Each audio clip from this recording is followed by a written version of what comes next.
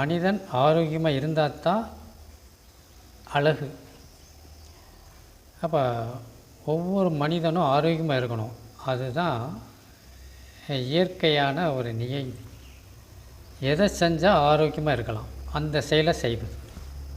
இதுக்கு அறிவை வளர்த்து கொள்வது. ஒரு நாட்டில் அல்லது ஒரு தேசத்தில் மக்கள் ஆரோக்கியம் இல்லாமல் நோய்வாய்ப்பட்டு கிடந்தாங்கன்னா அந்த நாடோ தேசமோ உயரலைன்னு அர்த்தம். ஏன்னா மக்கள் ஆரோக்கியமாக இருக்கணும். ஆரோக்கியமாக இருந்தால் மக்களுக்கும் அழகு, தலைவருக்கும் அழகு. குடும்பத்தில் ஆரோக்கியமாக இருக்கணும் அப்படின்னா குடும்பத் தலைவருக்கு பொறுப்பு வேணும். அதே போல் ஒரு கிராமத்து மக்கள் ஆரோக்கியமாக இருக்கணும்னா அதுக்கு பொறுப்பு கிராமத் தலைவருக்கு இருக்கணும். நோய்வாய்ப்பட்டு இல்லாமல் மக்களை பாதுகாக்கணும். அதே மாதிரி ஒரு நாட்டு மக்கள் ஆரோக்கியமாக இருக்கணும், அதுக்கு பாதுகாக்கணும். அதுக்கு கடமை, முழு பொறுப்பு நாட்டை ஆளும் தலைவருக்கு உண்டு. தலைவருக்கு இருக்கணும். தன் நாட்டு மக்கள் ஆரோக்கியமாக இருக்கணும், அதுக்கு என்னென்ன செய்யணுமோ அத்தனை செய்யணும் அந்த தலைவர்.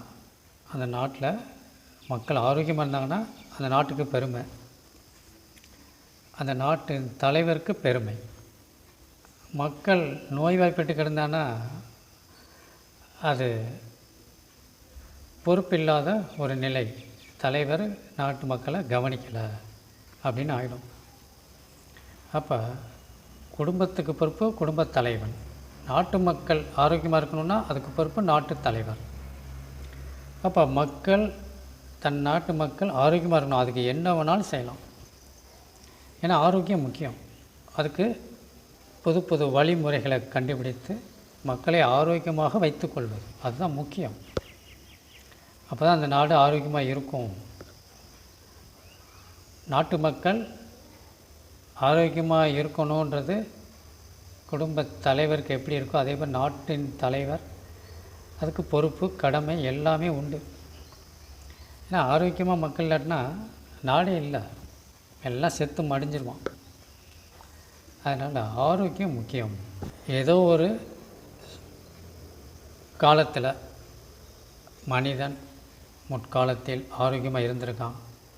காலப்போக்கில் வர வர உணவுகள், பழக்க வழக்கங்கள் எல்லாம் மாறி இப்போ ஆரோக்கியத்தை இழந்து நிற்கிறான். நாம் மீண்டும் அந்த ஆரோக்கியமான ஒரு மக்களையோ ஒரு தேசத்தையோ உலகத்தையோ கொண்டு வருவதற்கு வருங்கால அந்த குழந்தைகளுக்கு நாம் அந்த யோகாவை புகுத்தணும். இப்போ இருந்தே குழந்தைகளுக்கு புகுத்த அந்த யோகா எனும் பதிய வைக்க அவங்க வருங்காலத்தில் ஆரோக்கியமாக இருப்பாங்க. ஆரோக்கியமான உலகம் வரும்.